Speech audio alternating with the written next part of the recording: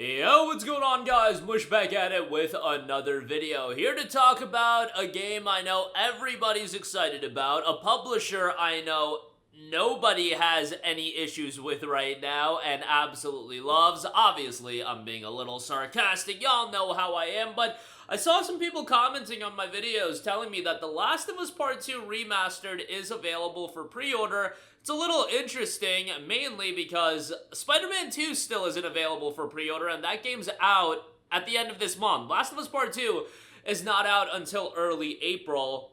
And apparently Last of Us Part 2 has been done for the PC release for a while. I imagine they wanted to time it out with the launch of the second season, because why not drop it right around the second season when the attention around Last of Us as an IP is at the highest. I think that makes a lot of sense. I don't know how the second season is gonna be received, especially, like, at this point, bro, we're like 5 years removed from the release of Last of Us Part 2. I feel like most people know the big narrative point that happens in this game, but I guess I won't get into it. Let's just say it's a very, very divisive game. I personally really disliked it from a narrative standpoint, and I even say, every time I talk about Last of Us Part 2, I think this game, especially when it came out, and bear in mind it was on the PS4, it was a technical marvel. What Naughty Dog accomplished with this game from a technical standpoint, I thought was tremendous. I thought the gameplay was well done.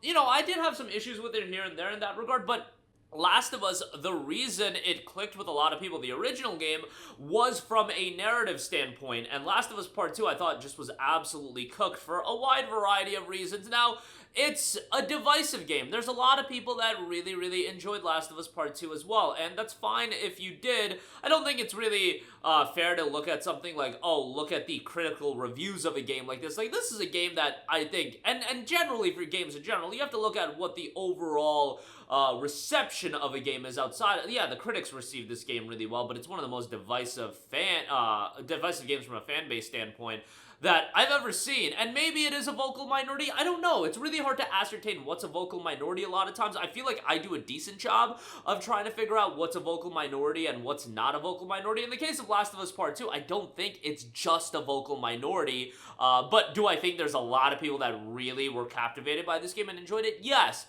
However, it was a divisive game nonetheless, and PlayStation, beyond that, has killed a lot of their own goodwill as far as how they are perceived within the gaming world right now. You know, PlayStation, the console, is always going to do well. That's kind of one of the benefits you have when you literally have zero competition. PlayStation as a console is always going to do well, and they can do whatever the hell they want. However, they are baking in PlayStation Network account linking into Last of Us Part 2 Remastered, and I think this is gonna be a very big issue for a wide variety of reasons.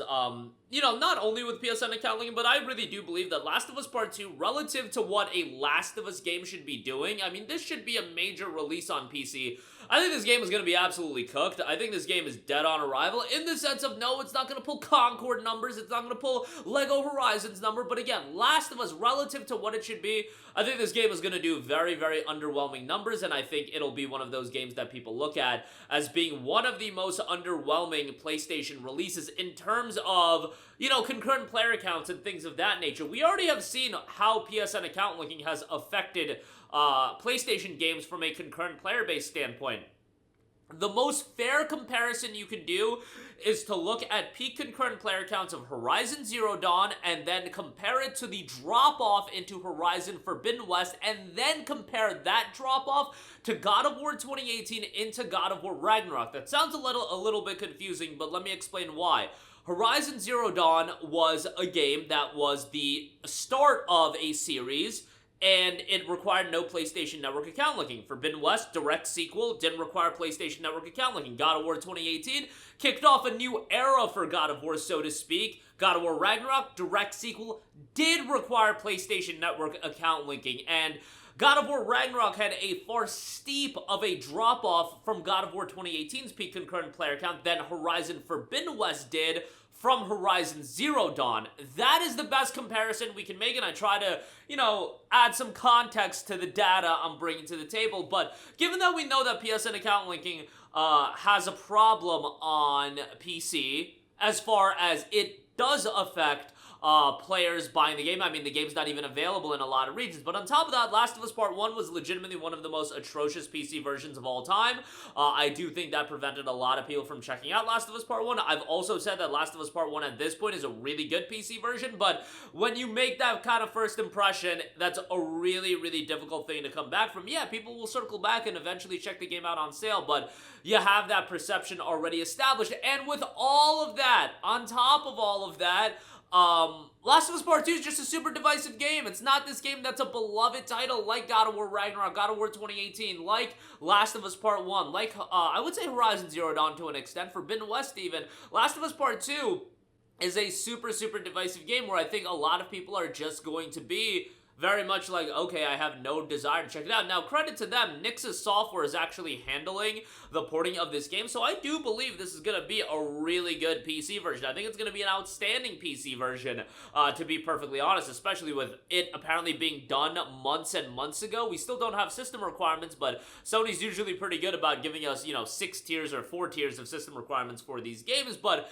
with all of the aspects that I've rolled out for you guys, I think even if it's a good PC version, I think the numbers that this game is going to pull is going to be very underwhelming, and I don't think that's going to be the case for Spider-Man 2. Like, Spider-Man 2 I think is going to do very, very well, but even that I think is going to be a little bit underwhelming given how successful Spider-Man 1 was on PC. Spider-Man 2 with PSN Network account linking baked in, and who knows what the price point of that game is going to be. I could see them going $70 on that game. It'll probably be $60, but who knows as far as that's concerned. Last of Us Part 2, on the other hand, I really do view this game being a little bit dead on arrival. So, I don't know, maybe that's a little bit too big of a stretch. You do have no return baked into Last of Us Part 2 as well, which I actually really thought was a pretty cool roguelike survival experience, but $50, and I did also see people compare that, why is Last of Us Part 2 priced at $50 when Last of Us Part 1 was priced at $60? It's because Sony views Last of Us Part 1 as more of a remake, where Last of Us Part 2 is a remaster.